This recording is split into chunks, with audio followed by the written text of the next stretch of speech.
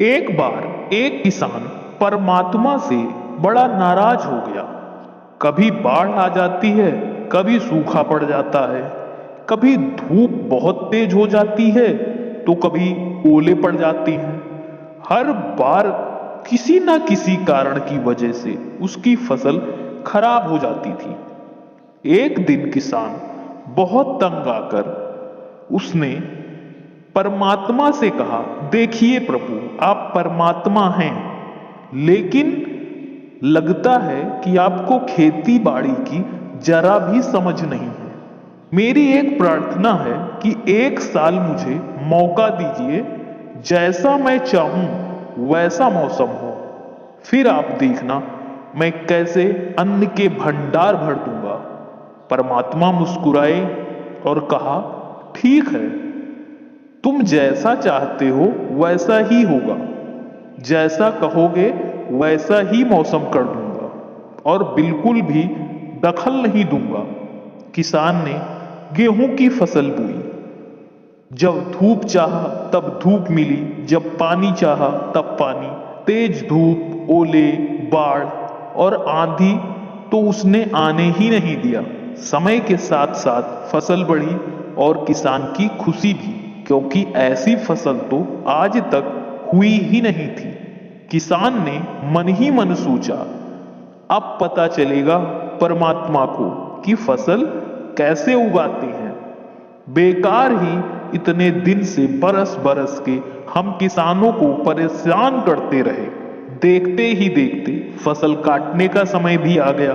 किसान बड़े गर्व से फसल काटने गया, लेकिन जैसे ही फसल काटने लगा, एकदम से अपने सीने पर हाथ रखकर बैठ गया, क्योंकि गेहूं की एक भी बाली के अंदर गेहूं नहीं था।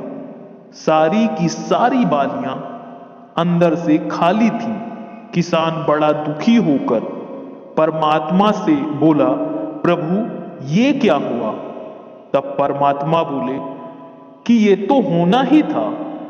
तुमने पौधों को संघर्ष करने ही नहीं दिया, ना तेज धूप में उनको तपने दिया, ना आंधी और ओलों से उन्हें जूझने दिया। उनको किसी प्रकार की चुनौतियों का एहसास होने ही नहीं दिया। इसलिए सब पौधे खोखले रह गए। जब आंधी आती है, तेज बारिश होती है, ओले गिरते हैं, तब पौधे अपने बल से ही खड़े रहते हैं। वो अपना अस्तित्व बचाने का संघर्ष करते हैं और इस संघर्ष से जो बल पैदा होता है वही उसे शक्ति देता है, उसे ऊर्जा देता है और उसकी जीवन को उभारता है। सोने को भी कुंदन बनाने के लिए आग में तपना पड़ता है, हथौड़ी से पीटना पड़ता है, गलने जैसी चुनौतियों से गुजरना पड़ता है, तभी उसकी स्वर्णिम आभा उभरती है और उसे अनमोल बनाती है। उसी तरह जिंदगी में भी अगर संघर्ष ना हो, चुनौती ना हो, तो आदमी खोखला ही रह जाता है। उसके अंदर कोई गुण नहीं आता। ये चुनौतियां ही हैं जो आदमी रूपी तलवार को धार देती हैं, उसे सशक्त और प्रखर बनाती हैं। अगर प्रतिभाशाली बनना है तो चुनौतियां तो स्वीकार करनी ही पड़ेंगी, अन्यथा हम खोखले ही रह जाएंगे।